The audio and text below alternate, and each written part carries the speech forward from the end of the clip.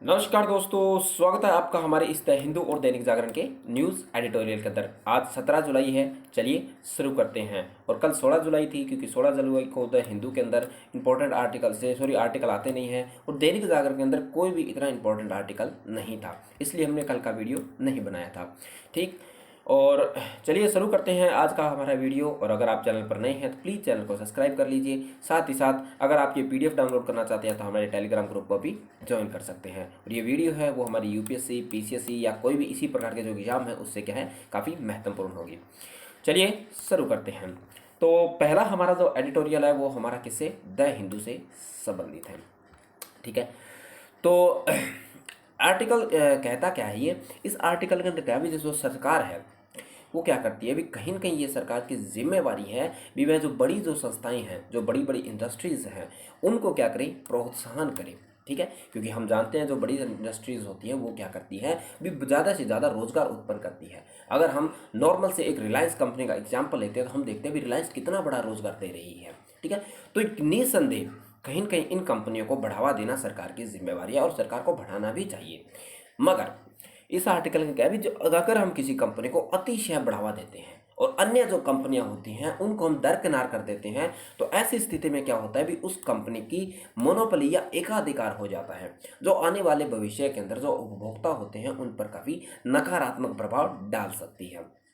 ठीक, तो लगभग यही बातें इस आर्टिकल के अंदर कही गई है भी, कहीं न कहीं हमें क्या करना चाहिए, इस हिसाब से हमें आगे बढ़ना चाहिए ताकि हम क्या करें भी, एक संतुलन बना के रख पाएँ, देश के अंदर प्रतिस्पर्धा बना के रख पाएँ। ऐसा ना हो भी कोई एक कंपनी हो वो ज़्यादा बढ़ोतरी करती जाए, जबकि कोई अन्य कंपनी है जो कि दिनों दिन पिछड़ती जाए, जिसकी वजह से क्या हो भी, यहाँ और ज़्यादा बेरोजगारी की स्थिति भी बन सकती है। साथ ही साथ कहीं न कहीं एकाधिकार होने की वजह से कीमतों में भी आसमान छूने जैसी बढ़ोतरी हो सकती है, जिससे हमारी जो मुद्रास्फीति बढ़ सकती है, एकाधिकार बढ़ सकता है, उपभोक्ताओं का शोषण बढ़ सकता है, और कहीं न कहीं हम कह सकते हैं भी सरकार पर भी कहीं न कहीं इस प्रकार से मोनोपोली हो सकती है। और इसी का एग्जाम्पल अगर हम देखते हैं तो सबसे पहले जैसे फ्रांस कंपनी भारत के अंदर यानी पुर्तगाल आए थे। पुर्तगाल के बाद हम देखते हैं भी जिस प्रकार से पुर्तगाल कंपनियां थी उन्होंने अपना अधिकार किया, फिर उसके बाद अन्य कंपनियां आई, फ्रांस आए, डच आए, उसके बाद में धीरे धीरे कंपनियां यहाँ पर आती रही। मगर हम देखते हैं भी धीरे धीरे क्या हुई, इन कंपनियां समाप्त हो गई। फ्रांस भी समाप्त हो गया, पुर्तगाल, डच डच ये सारे के सारे क्या हो गए थे, समाप्त हो गए थे। फिर एक कंपनी बची थी, वो कौन सी थी, हमारी ब्रिटिश ईस्ट इंडिया कंपनी बची थी। तो वह कंपनी क्या हो गई थी, उसने क्या कर लिया था, कहीं न कहीं हमारा मोनोपोली कर ली थी, और धीरे धीरे उसने क्या किया, हमारे प्रशासन पर भी उसने कब्जा कर लिया था। ठीक है, तो इसी प्रकार से इसमें कहा भी किसी एक कंपनी या कुछ कंपनियों को इसके अंदर या कुछ संस्थाओं को बढ़ोतरी देना हमारे लिए सही नहीं होगा, जबकि हमें सभी कंपनियों को मिलकर काम करना या उन सभी को प्रोत्साहन करना हमारी जिम्मेवारी है। अगर हम एग्जाम्पल के तौर पर देखें तो इसमें बताया भी, जो कोविड-19 के समय भी ऐसा हुआ था भी, जिसमें क्या होता, कोविड-19 के बाद कुछ समय के बाद यानी कुछ जो कंपनियां ऐसी थी जिनके जो कह सकते हैं भी उनका जो शेयर था वो दिन दिन बढ़ता हो गया, जबकि जो अन्य कंपनियां थी वह धीरे धीरे धीरे धीरे धीरे धीरे क्या होती गई, कम होती गई, और वह कहीं न कहीं ऐसी स्थिति बनती रही। तो इस प्रकार की जो कंपनियां थी वो क्या होंगी, मार्केट से बाहर चली जाएंगी, और इन प्रकार की जो कंपनियां हैं वह क्या करेंगी, कहीं न कहीं अपना एकाधिकार स्थापित कर लेंगी, जिसकी वजह से आने वाले भविष्य के अंदर कहीं न कहीं उपभोक्ताओं के साथ साथ सरकार पर भी उनका कंट्रोल हो सकता है। ठीक है, जो कि कहीं न कहीं एक लोकतंत्र के लिए सही नहीं है। तो यही बातें कही गई भी, राष्ट्र हित को बढ़ावा देने के हिस्से के रूप में भारतीय व्यापार को मजबूत करने के नाम पर बहुत कम व्यापारिक समूहों को राज्य सक्रिय रूप से समर्थन कर रही है। किसके लिए भी, भारत को व्यापारिक तौर पर हम मजबूत बना रहे हैं, इसका एक करके कुछ जो व्यापारिक समूह है उन्हीं को वह समर्थन प्रदान कर रही है। इसके परिणाम स्वरूप लागत और कीमतों में हेर फेर के माध्यम से लाभ, साथ साथ मुद्रास्फीति और मुनाफाखोरी, किसको, मुनाफाखोरी यानी ज़्यादा से ज़्यादा लाभ कमाने को भी बढ़ावा दिया जाएगा। इस प्रक्रिया से यह अत्यधिक संभावना रह सकती है भी, संपत्ति और आय में क्या बनती जाए, असमानता बढ़ जाए। ठीक है, तो बिल्कुल इसकी संभावना बनेगी, क्योंकि अगर एक ही कंपनी ऐसी होगी तो वह अपनी संपत्ति बढ़ाने के लिए कहीं के उपभोक्ताओं को क्या करेगी, शोषण करेगी। आगे इसमें कहता है, लोकतंत्र में सरकारों का सामान्य रूप से निजी पूंजी व विशेष रूप से बड़े व्यवसायों को कुछ दूरी बनाए रखना भी क्या है, रखनी चाहिए। ठीक है, तो कुछ दूरी उनके साथ हमें बनानी रखनी चाहिए, साथ साथ उन्हें प्रोत्साहन भी हमें देना चाहिए। और भारत में यह प्रयास हम क्या देखते हैं, विशिष्ट ऐतिहासिक संदर्भों में आंशिक रूप से सफल रहा है। ठीक है, तो कई बार क्या होता है भी, इस बड़ी कंपनियां होती है वो कहीं न कहीं घाटे की स्थिति में जाते हैं, तो ऐसी स्थिति में सरकार उनको प्रोत्साहन कर सकती है, मगर अतिशय कोई चीज़ हो जाती है तो वो हमारे लिए नुकसान नुकसान होगी। ठीक है, जो कहीं कहीं ये जो सीमित संस्थानों तक इसका जो लाभ पहुंचाने से एकाधिकार की स्थिति बन सकती है, वह अंततः क्या होगा, उपभोक्ताओं के लिए, सरकार के लिए, समाज के लिए, वह कह सकते हैं भी एक प्रकार से लोकतंत्र के लिए सबसे हानिकारक ये साबित हो सकता है। ठीक, तो यही एक आर्टिकल था जो द हिंदू के अंदर सबसे हम कह सकते हैं एक बढ़िया आर्टिकल था जो हमने डिस्कस किया है। चलिए नेक्स्ट आर्टिकल पर, अगला आर्टिकल है वो हमारा क्या है, दैनिक जागरण से संबंधित है, जिसमें क्या है भी जो साइबर ठगी से बचने के हमें उपाय करने हैं। ठीक है, तो इस आर्टिकल के अंदर क्या कहा गया भी, जैसे जैसे हमारी अर्थव्यवस्था है वो धीरे धीरे क्या हो रही है, हम देखते हैं भी डिजिटलाइज हो रही है। ठीक है, हमारे जो लोग हैं वो ज़्यादातर डिजिटल पेमेंट करना ज़्यादा पसंद करते हैं, ज़्यादातर काम है वो डिजिटल करना ज़्यादा पसंद करते हैं। तो ऐसे के अंदर हमें क्या करना होगा भी, जो अशिक्षित तबका है या जो कम पढ़ा लिखा तबका है वो यानी जल्दी से क्या होता है, इस प्रकार से जो साइबर ठगी होते हैं उनका शिकार बन जाता है, जो कि कहीं न कहीं उनके कह सकते हैं जीवन के अंदर बहुत सी कठिनाइयाँ सामने आ सकती हैं। आर्टिकल कहता है कि 1951 में जो वैश्वीकरण के रूप से जुड़ी आर्थिक नीति हमने की थी लागू कर दी, किसके आधार पर, जो विश्व व्यापार संगठन ने उसने हमें कहा था, उसके साथ साथ साथ हमने जो इंटरनेट हमारा जो सुविधा थी वो भी क्या हुई थी हमारी यहाँ भारत के अंदर उसका आगमन हुआ था, और कहीं न कहीं ये यानी समय का मांग था जिससे भारतीय अर्थव्यवस्था के अंदर इंटरनेट आया था। ठीक, आगे इसमें कहा भी, जहाँ भारत के अंदर 2015 में लगभग 25.73 करोड़ लोग ऐसे थे जो इंटरनेट का प्रयोग करते थे, वह 2012 में बढ़कर लगभग 61.62 करोड़ हो गई है। ठीक है, तो हम देखते हैं भी हमारी जो जनसंख्या है, और साथ ही अगर हम पिछले 10 वर्षों की बात करते हैं तो जिसमें हम देखते हैं भी हमारी जो डिजिटल लेन देन है उसमें भी काफ़ी बढ़ोतरी हुई है।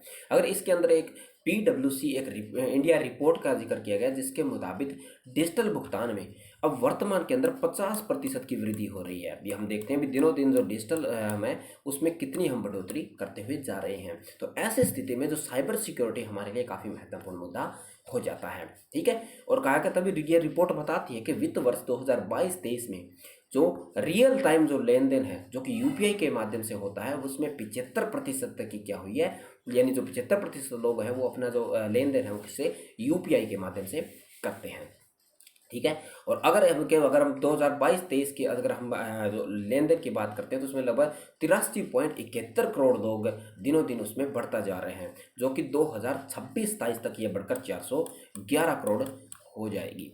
ठीक है, तो हम देखते हैं भी कितना बड़ा आंकड़ा है जो दिनों दिन डिजिटल से जुड़ता हुआ जाएगा। ये वैश्विक स्तर पर हम देखें तो कितनी जनसंख्या जो वैश्विक स्तर पर, अब ऐसी स्थिति के अंदर हम देखते हैं जो साइबर जो सिक्योरिटी है वो हमारे लिए महत्वपूर्ण हो जाती है, और इस प्रकार के जो साइबर जो ठग होते हैं जो कहीं कहीं लोगों को इस प्रकार के जो कृत्य होते हैं उससे अंजाम देते हैं, उन पर कंट्रोल करना भी हमारे लिए आवश्यक हो जाता है।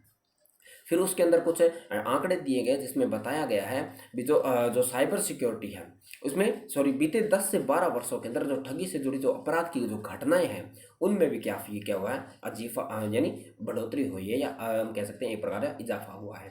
कहते हैं भी 2012 में जहाँ साइबर जो अपराध थे वह 3,477 मामले हुए थे, वहीं 2019 में ये बढ़कर लगभग 44,646 हो गए, 2020 में बढ़कर ये 50,000, अब हम देखते हैं भी 6,000, तो हमारा केवल एक वर्ष के अंदर ही बढ़ा है। और अगर हम इसकी बात करें तो देखते हैं भी ये रिपोर्ट मार्च 2023 तक, और डिजिटल लेन देन में लगभग 3300 यानी 300 करोड़ से ज़्यादा की लेन देन रहती है। तो ऐसे में हम देखते हैं भी अब जो वर्तमान में भी डाटा आया नहीं है, अगर 2023 में हम देखते हैं भी कितने ठग के मामले इसके अंदर बढ़ेंगे।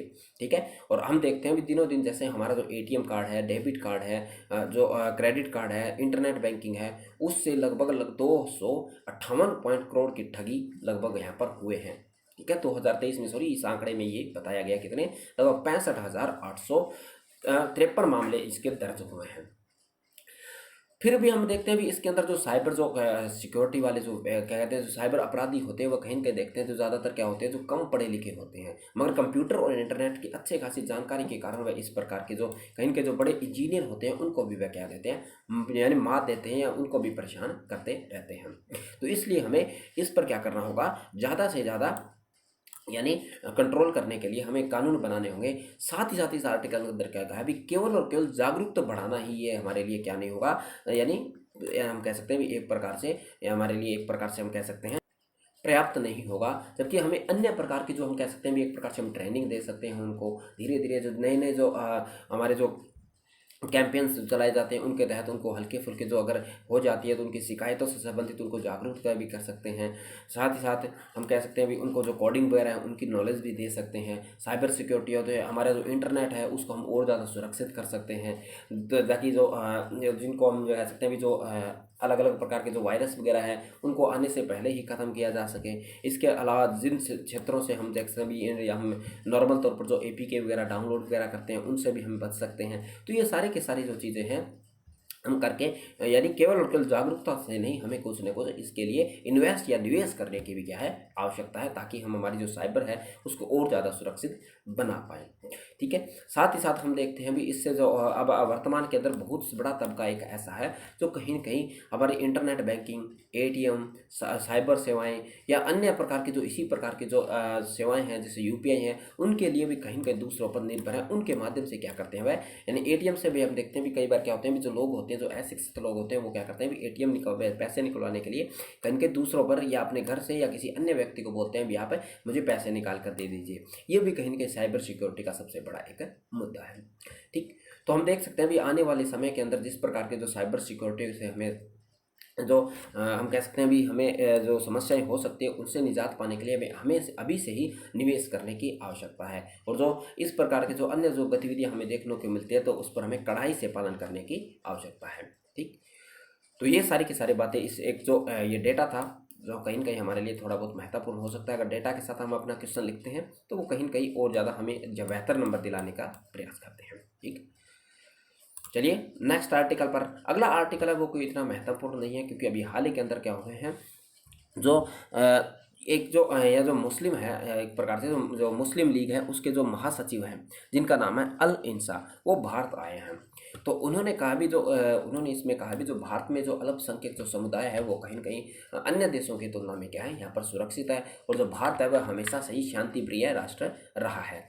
तो एक हम कह सकते हैं भी जो एक अल्पसंख्यक समुदाय के जो कि हम देखते हैं जो ये मुस्लिम कम्युनिटी है जो हमारे यहाँ पर क्या है अल्पसंख्यक है, तो ऐसे के अंदर एक मुस्लिम जो हम कह सकते हैं भी जो इनके जो महासचिव है उनके द्वारा ये बात कहना भी जो भारत के अंदर अल्पसंख्यक बिल्कुल सुरक्षित है अन्य देशों की तुलना में, वह कहीं न कहीं हमारे लिए एक महत्वपूर्ण हो जाता है। और भारत के जो एक शांति प्रिय राष्ट्र है, आज तक हम जैसे जानते हैं कि भारत ने कभी भी किसी भी देश पर किसी भी प्रकार का आक्रमण नहीं किया है। तो वह इस प्रकार से भी हम देख सकते हैं भारत की जो स्थिति है विश्व के अंदर वो एक सौंप पर और शांति प्रिय राष्ट्र के रूप में बनी हुई है। ठीक है। फिर इसके अंदर जैसे एग्जाम्पल दिया गया भी इंग्लैंड की सरकार ने 1962 में एक सिविल सेवक अंग्रेजी भाषा के युवकों के लिए प्रशिक्षण के दौरान जो भारतीयों का जो स्नेह का दर्शन था, धर्म से संबंधित दर्शन था, संस्कृति से संबंधित व्याख्यान था, उसको भी कहीं न कहीं उन सिविल सेवकों को पढ़ाने के लिए यहाँ से बुलाया था। तो इससे हम ये अनुमान लगा सकते हैं भी भारत की जो एकता और अखंडता है, साथ साथ भारत की जो संस्कृति है वो कितनी हम कह सकते हैं भी प्रभावशाली है, और कितना हम कह सकते हैं भी लोगों को इससे सहिष्णुता की भावनाएं बन सकती हैं। ठीक। और भारत जिस प्रकार से यहाँ पर विविधता के अंदर एकता मौजूद है वो भी कहीं के अल्पसंख्यकों की यानी कह सकते हैं भी स्वतंत्रता की बात हमें बतलाती है। ठीक है। और हम देखते हैं अभी भारतीय संविधान हमें कहा देता है अभी आर्टिकल नंबर 15 है वो भी हमें धर्म मूल जाति के भेद यानी के तहत सरकार को भेदभाव के नहीं बढ़ करता है। आर्टिकल 16 है वो भी हमें जो सरकारी नौकरियां या लोक नियोजन में भी धर्म से संबंधित भेदभाव उसके क्या करता है उल्लंघन की बात इसके बात करता है भी उसको स्वतंत्रता दी जाए। साथ ही साथ इसके अंदर हम देखते हैं भी आर्टिकल नंबर हमारे 25 है वो भी धार्मिक स्वतंत्रता देता है। उसके अलावा आर्टिकल नंबर हमारे जो 27-28 है जो अल्पसंख्यकों को उनकी भाषा से संबंधित प्रोटेक्शन देता है। तो हम देखते हैं भी कितने संवैधानिक हमारे जो हम देखते हैं भी प्रावधान है जो कि कहीं न कहीं हमें लाभ पहुंचाते हैं, या कहीं न कहीं हम कह सकते हैं भी हमारे यहाँ अल्पसंख्यकों को सुरक्षा प्रदान करवाते हैं। तो ये एक आर्टिकल लिखा गया था क्योंकि ये हमारे यहाँ आए हैं महासचिव, तो उन्होंने एक बात कही थी, तो एक नॉर्मल हो सकते हैं जो हम एक एग्जाम्पल के तौर पर लिख सकते हैं। ठीक। चलिए नेक्स्ट आर्टिकल पर। अगला जो आर्टिकल है वो भी हमारा जो जल है उसके प्रदूषण से संबंधित है। भी जो जिस प्रकार से कहा भी जो हमारा शरीर है उसमें लगभग हम देखते हैं भी जो 2/3 जो हिस्सा है वो केवल और केवल जल का है। तो ऐसी स्थिति में हमारे शरीर के अंदर जो जल की पूर्ति है वो होना हमारे लिए काफ़ी महत्वपूर्ण हो जाती है। साथ ही साथ हमारे शरीर के अंदर जो पोषक तत्व है उनका जो आगमन है वो एक स्थान से दूसरे स्थान पर किया जाता है, तो उसमें भी जल काफ़ी महत्वपूर्ण भूमिका निभाते हैं। साथ ही साथ देखते हैं भी जो हार्मोन को बनाने के लिए, दिमाग को पानी पहुँचाने के लिए, इस प्रकार के कार्यों के लिए दिमाग यानी जो पानी का होना आवश्यक है। साथ ही साथ हमारी जो पाचन क्रिया है उसको उसमें भी पानी की काफ़ी आवश्यकता है। शरीर का जो तापमान है उसको संतुलित रखने में भी पानी की काफ़ी महत्वपूर्ण आवश्यकता है। और जो शरीर की जो हड्डियां हैं उनके जोड़ों को जो चिकनाहट है वो बनाने के लिए भी हमारे यहाँ पानी की आवश्यकता है। तो इसलिए हमारे यहाँ पर स्वच्छ पानी होना कितना महत्वपूर्ण हो जाता है। ठीक, और कहीं न कहीं पीने योग्य अगर हमारे पास स्वच्छ पानी होता है तो हम स्वास्थ्य से संबंधित कितनी हम कह सकते हैं एक प्रकार से समस्या है उनसे निजात केवल और केवल स्वच्छ पानी से हम कर सकते हैं। कितनी स्वास्थ्य से संबंधित हमारी जो समस्या है उसको भी हम केवल स्वच्छ पानी से सुलझा सकते हैं।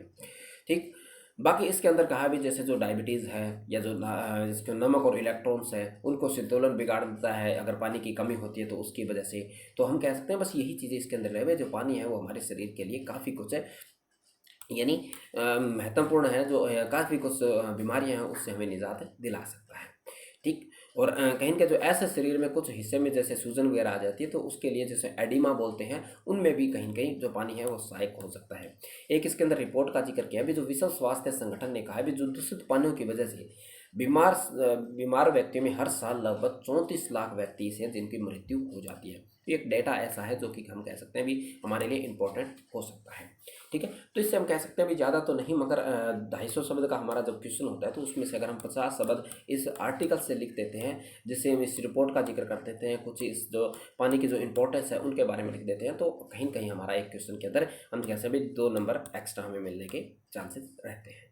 ठीक, चलिए नेक्स्ट आर्टिकल पर। आर्टिकल अगला जो आर्टिकल है वही हमारा चंद्रयान से संबंधित आर्टिकल है। वही बातें कही गई है जो कि हमने पिछले जो आर्टिकल थे जो उसके अंदर हमने देखी थी। ठीक है, तो इसमें कहा भी जो हमने जो हमारी जो इसरो ने जो अपनी जो यात्रा है वो साइकिल से जो यानी जो रॉकेट का जो सामान था वह साइकिल से शुरू करके हम आज कितनी बड़ी उपलब्धि हमने हासिल की है। ठीक है, और कहीं कहीं साथ ही साथ इसके अंदर जो नासा ने भी क्या किया था, जो चंद्रमा था उस पर कहीं कहीं अब धीरे धीरे क्या हो रहा है, अभी नासा वगैरह है जो बड़ी एजेंसी है उनका भी क्या है चंद्रमा की ओर ध्यान केंद्रित हो रहा है। ठीक है, जैसा कि हम जानते हैं भी जो अपोलो जो अभियान था, यात्रियों का जो नासा का जो अभियान था, उसके बाद नासा ने ये कह दिया था अब हम चांद पर दोबारा कभी भी कदम नहीं रखेंगे या चांद से संबंधित हम किसी प्रकार के जो मिशन है उसको हम नहीं भेजेंगे। मगर अब जिस प्रकार से जो भारत चंद्रयान 3 भेजा है उसको देखते हुए, साथ ही साथ जो चंद्रयान 2 की जो सफलताएं थी उसको देखते हुए कहीं के दोबारा जो चंद्रमा की ओर जो अन्य जो एजेंसी है उनका ध्यान केंद्रित हो रहा है। ठीक, तो इसमें कहा गया भी जिस प्रकार से जो अपोलो अभियान था जिसमें जो यात्री थे वो किसमें जो कहीं न कहीं जो चंद्रमा की जो उस हिस्से पर उतरे थे जो कि हमें दिखाई देता है। ठीक, तो उस हिस्से पर कहीं न कहीं उन्होंने देखा था भी जो चंद्रमा की जो ज़मीन थी वह कितनी पूर्णतः सूखी ज़मीन थी। तो ऐसे के अंदर हमें क्या था अभी उसके अंदर हमें कुछ ऐसा बेनिफिट हम कह सकते हैं भी ऐसा लाभदायक हमें नहीं मिला था भी हम चंद्रमा की खोज करें या चंद्रमा पर हम किसी प्रकार का मिशन भेजें। मगर क्या है भी इसके बाद में धीरे धीरे जैसे हमारे चंद्रयान 1 ने क्या किया था, वहाँ पर जैसे पानी खोजा था या अन्य कुछ बहुमूल्य खनिज पदार्थ थे उनको भी इसके अंतर्गत खोदा था। तो वह भी कहीं न कहीं क्या कह सकते थे हम भी कहीं न कहीं ये सारे के सारे फैक्टर ऐसे थे जो कहीं न कहीं जो अन्य एजेंसियाँ थी उनको चंद्रमा की ओर आकर्षित करने की बात कहता है। साथ ही साथ हम देखते हैं भी इसके अंदर जो चंद्रमा है उसको हम देखते हैं एक रिफिल स्टेशन के तौर पर भी हम देख सकते हैं। अगर यहाँ पर हम मानव बस्तियों का विकास नहीं कर पा सकते हैं या नवानव बस्तियाँ बसाना यहाँ पर बहुत मुश्किल है, तो हम क्या कर सकते हैं जो अन्य ग्रहों पर भेजने के लिए हम जो हमारी जो मिसाइलें वगैरह होती है, हमारे जो यान होते हैं उनकी हम देखते हैं भी जो ज़्यादातर जो ऊर्जा होती है वो भारत की जो पृथ्वी है उसका जो ग्रेविटेशनल फील्ड है उसको पास करने में नष्ट हो जाती है। हम मान लेते हैं भी लगभग 70 से 80% जो एनर्जी होती है वो केवल और केवल इसके अंदर समाप्त हो जाती है। ऐसे के अंदर हम देखते हैं भी चांद पर किसी प्रकार का वातावरण नहीं है, तो हम चांद से क्या कर सकते हैं, इसकी रिफिलिंग दोबारा कर सकते हैं, जिसकी वजह से हम जो अन्य ग्रहों पर अपने जो मिशन है वो आसानी से भेज सकते हैं। ठीक है, साथ ही साथ जो चंद्रमा है उस पर हाइड्रोजन है वो भी काफ़ी अधिक मात्रा के अंदर है, जो कहीं न कहीं जो हमारे जो ये इनके अंदर ईंधन के साथ साथ हमारी जो पृथ्वी की जो ज़रूरत है उनको भी पूरा कर सकता है। साथ ही साथ हम देखते हैं जो हमारा जो चंद्रमा है उस पर एक हीलियम-3 नाम का पदार्थ पाया जाता है जो कि पृथ्वी पर बहुत ही सीमित मात्रा में है। ऐसे के अंतर्गत हम देखते हैं भी जो कहीं न कहीं हमारी जो अर्थव्यवस्था है, जो आने वाली जो ऊर्जा है ऊर्जा ज़रूरतों को पूरा करने के लिए जो हीलियम हमारा 3 है वो भी हमारे लिए काफ़ी महत्वपूर्ण साबित हो सकता है। तो हम कैसे कहीं न कहीं कह सकते हैं भी हम जो चंद्रमा से इस प्रकार के जो खनिज पदार्थ है उसको भी हम पृथ्वी पे लेकर आ सकते हैं, तो जिससे भी हमें क्या हो सकता है, हमारी जो ऊर्जा ज़रूरतों को हम इससे पूरा कर सकते हैं, या उनके संसाधनों का उपयोग करके हम हमारी ऊर्जा ज़रूरतों को पूरा कर सकते हैं। हमारे जो आने वाले जो हम कह सकते हैं जो हमारे जो सेमीकंडक्टर्स वगैरह उनके निर्माण में होने वाली जो धातुएं हैं या जो खनिज है उनका भी हम क्या कह सकते हैं, इसमें मददगार हो सकते हैं। ठीक, जो हीलियम 3 है वो हीलियम की तुलना में जो हमारा हीलियम होता है उसके ज़्यादा ज्वलनशील होता है, जो कि कहता है भी जो जितना हीलियम मौजूद है पृथ्वी के सॉरी चंद्रमा के अंदर, अगर हम उसका आधा अगर हम पृथ्वी पर लेकर आ सकते हैं तो हम यहाँ पर हमारी 500 वर्षों की जो ऊर्जा की आवश्यकता है उसको हम पूर्ण कर सकते हैं। ठीक है, तो हम देख सकते हैं भी कितना महत्वपूर्ण हमारे लिए अभी चंद्रमा की खोज करना हो जाएगा, क्योंकि हमारा जो चंद्रयान 3 है वो चंद्रमा के उस हिस्से पर लैंड करेगा जो कभी आज तक हम कह सकते हैं हमारी नज़रों में आया नहीं है, या जो जिस पर ना तो सूर्य की किरणें पड़ती हैं, न ही जो है जिसको हम एक प्रकार से जो डार्क हम कह सकते हैं एक जो डार्क एरिया बोलते हैं चंद्रमा का, जो कि कभी भी रोशनी के अंतर्गत नहीं आया, तो उसकी हम खोज कर पाएंगे। वहाँ पर इसमें कहा भी जो भाप और बर्फ के रूप में वहाँ पर पानी भी क्या है, मौजूद है। ठीक, बाकी इस और कोई इस आर्टिकल के अंदर है नहीं, वैसे जैसे हम कहते हैं भी कम खर्च के अंदर जिस प्रकार से हमने जो इस मिशन को भेजा है, तो वो कहीं न कहीं जो अन्य देश है उसको भारत की ओर आकर्षित कर सकते हैं भी। हम कहीं न कहीं जो हमारे जो मिशन है वो भारत से हम क्या करें, अपने मिशन भेजो हैं, ताकि हमें क्या हो भी कम खर्चे के अंदर हम अपने मिशन को भेज पाएँ। ठीक, तो बाकी कुछ इस आर्टिकल के अंतर्गत नहीं है, वही चीज़ें जो कि हमने पहले देखी थी। तो आज जो इम्पोर्टेंट आर्टिकल थे दोनों के अंदर कम आर्टिकल थे, क्योंकि कल संडे था तो आज इसके कारण आर्टिकल कम थे। तो आज की वीडियो में इतना ही। अगर आपके लिए वीडियो हेल्पफुल होती है तो आप चैनल को सब्सक्राइब कर सकते हैं, साथ ही साथ आप वीडियो को लाइक ज़रूर कीजिए, और अगर आप शेयर कर सकते हैं तो प्लीज़ इसको शेयर भी ज़रूर कीजिए। चलिए मिलते हैं फिर नेक्स्ट वीडियो में।